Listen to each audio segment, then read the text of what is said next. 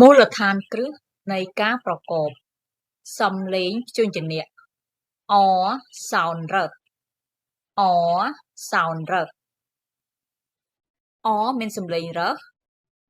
AT មានសំឡេងអេត រឹសអេត rät rät សត្វកណ្ដុរ អ មានសំឡេងរឹស AD មានសំឡេងអេត រឹសអេត rät rät ពណ៌ក្រហម អ មានសំឡេងរឹស UN មានសំឡេងអាន់ រឹសអាន់ រ៉ាន់ រ៉ាន់ រត់ អ មានសំឡេងរឹស UG មានសំឡេងអាក រឹសអាក រ៉ាក រ៉ាក កំរាល អ មានសំឡេងរឹស OSE មានសំឡេងអូស រឹសអូស រ៉ូស រ៉ូស ផ្កាកុលាប អ មានសំឡេងរឹស ING មានសំឡេងអ៊ីង រឹសអ៊ីង រីង រីង ចិញ្ចៀន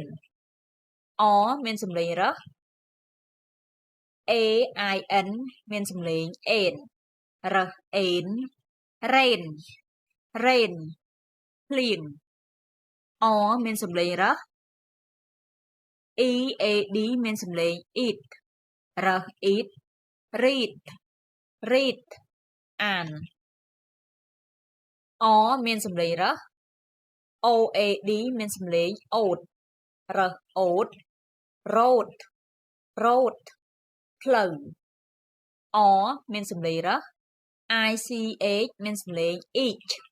រឹសអ៊ីច រីច រីច មានន័យថាមានទ្រព្យសម្បត្តិ អ មានសំឡេងរឹស OCK មានសំឡេងអក រឹសអក រ៉ក រ៉ក ថ្ម អ មានសំឡេងរឹស OUND មានសំឡេងអោន រឹសអោន រ៉ោន